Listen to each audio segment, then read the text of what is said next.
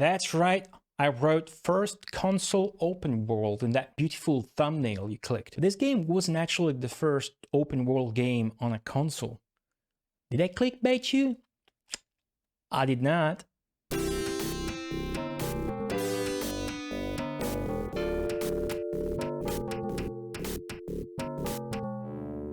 I am Goaty_. I've researched and played through this game many years ago actually on my Twitch channel as part of my Mega Marathon challenge, where we beat and document every single game for Sega's 16-bit console. All regions, even a licensed game, old and new. I imagine very few people, even among those that are passionate about old games, are gonna get into this game in modern times. It's clunky, it runs at like 3 frames per second, there's huge input delay, it's unbalanced, and yet I'm here to tell you why you should take at least some interest in Rings of Power. If not play through it, it's good.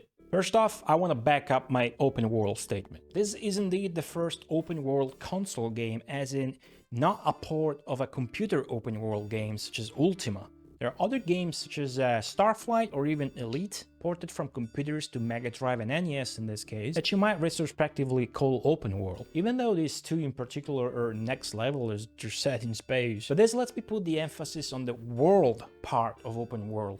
This game really has a huge world map you can freely navigate from the start, and the way you progress in your quest is entirely dictated by your exploration approach, meaning you're free to do stuff and collect clues in whatever order. The world in this game is really open. Rings of Power is Naughty Dog's 4th game and their first on console. It was supposed to be just another computer game like the previous one. Keef the Thief, who's actually a non-playable character in Rings of Power, has got a cameo. Keef the Thief came as Naughty Dog's first game under the Naughty Dog name and their first work with Electronic Arts. Andy Gavin and Jason Rubin had teamed up as Jam Software in 1984 at the young age of 16. After their first 2 games, Ski Crazed and Dream Zone, they literally phoned Electronic Arts' front desk to land a job, which they did. They got the job. They then renamed themselves and worked at Keef the Thief and Rings of Power before deciding to actually leave the video game industry. What went wrong? We know they'll come back later, as Naughty Dog is one of the biggest names in the industry nowadays. I'm not gonna go very deep on this subject because you can already find more info elsewhere, such as in the 30th anniversary Naughty Dog interviews. You can hear that directly out of Andy and Jason's mouths. However, it's interesting how that time at EA was when the two of them would accidentally find out about the reverse engineering of the Sega Genesis, the Mega Drive, by Electronic Arts. They were then made to sign an NDA contract just before they would all decide to have their next game on that new venue rather than on a computer, as originally planned for Rings of Power. The game would take 2.5 years of development, and it definitely checks with the timing of the reverse engineering. But more so, it matches with how heartbroken the two were after EA chose not to reprint their game in favor of Jump Madden Football 92. This was inspired of Naughty Dog's open world game having quickly sold that of its 100,000 units, give or take, and prompt them to leave the video game industry for a while. I want to leave a very personal comment on the whole EA versus Sega affair, which was at some point legal and you might have heard of. The very brief summary anyway is that at some point when Sega had their new 16-bit system, they tried to pull a Nintendo and went for very bad contracts for third-party support. Electronic Arts did not buy it and instead went ahead and reverse engineered the system to make their own cartridges, allegedly under provocation to do so. My personal comment is just go EA. I know the company doesn't have the best reputation now, but I have massive respect, massive unconditional respect for all their work around that time, and especially on Sega's platform. Electronic Arts had been the #1 computer game company for a handful of years before the Mega Drive came along, and I'm just really happy with their catalog on the 16-bit system. We got ports that exceed the originals, such as the Immortal or Starflight, to remain on subject, and many exclusive games like Rings of Power that are really good. What makes this game actually good in its gimmick is its open world quality and the immersion it offers. There are three main factors that boost these qualities. Number one, there are the cities. The world of Ushkabao has a very large amount of cities. More than a dozen of those, each with their own people having different sets of dialogues, and then there's many other places. They all have their own culture, and they're often referencing other cities or places around the world. The map is massive. I think the map poster insert was bundled only with the US version. I don't have it, and I didn't use the hint book included in the massive manual, which is basically a walkthrough, but I've taken a bunch of notes is what I did, as you will need to beat the game, such as this map made out of various places coordinates.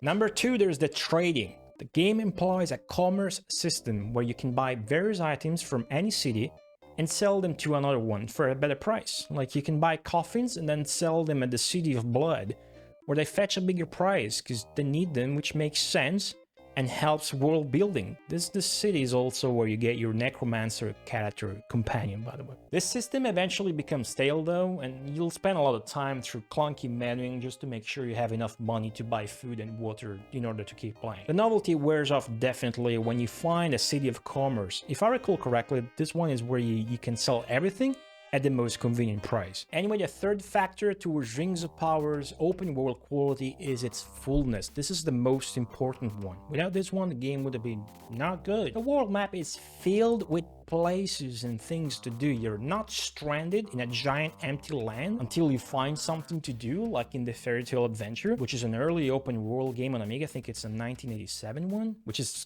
crazy, sick, and good. That's also on Mega Drive through a pretty good port handled, you guessed it, by Electronic Arts. I've also played the Fairy Tale Adventure on my Twitch channel. I stream there every Wednesday, Friday, and Sunday. The link is in the video description if you want to chat more about open world games or just enjoy a quality retro gaming live stream every now and then. If you like to get technical and dig around in even older times where open world game was even less of a thing, then there are other console games that would show such traits, although extremely on a lesser scale, which in my opinion is exactly why they wouldn't fit that description. They're too small. Older games like Adventure, like the first Zelda game, or even E.T., they allow you to go anywhere in the map, kind of, but compare them to the scale of what is really an open world, with the emphasis on world this time, and you don't really have an open world game anymore, do you? Rings of Power effectively kickstarted Naughty Dog's console career, which would continue with Way of the Warrior for the 3DO in 1994, and Crash Bandicoot, as you know, in 1996 for the PlayStation 1. Crash Bandicoot 3 actually would have a song titled Rings of Power, probably as a Cell tribute. This song doesn't actually seem to reprise any of the themes from the at best mediocre soundtrack for Rings of Power by Alexander Hinds and the now deceased John Maddock. To be fair though, Rings of Power used the weakest of Electronic Arts' sound drivers, which was the Steve Hayes sound driver. Those would get way better later on. The back of the box advertises over 100 spell animations. Now, having played the game, I believe it. There is a massive amount of spells with unique animations. Check this out. Look at this. You can heal yourself. You can alter tiles by flooding. You can alter tiles by freezing. You can summon an angry mob. You can summon a rave party. You can conjure giant sprites like the Djinn, like the Reaper, like your own master. The enemy summons their own master, which is the evil god that you dream about. And you can throw beach balls. That's actually the best spell in the game. I'm not joking. And that's another big overlooked factor where Rings of Power really stands out. It's humor. I just love when games sneak in jokes like save often and you will often be saved, when you set camp to rest, which is typically when you will have dreams about your master. Recognize him from the spell? Or the two opposing deities will speak to you. Then there's what's cooking good looking.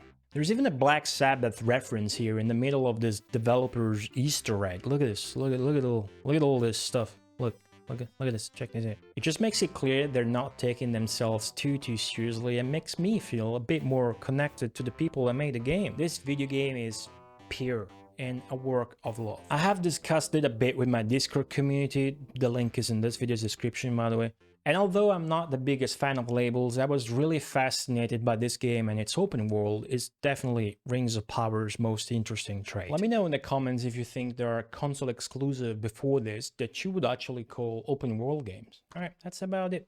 Ciao!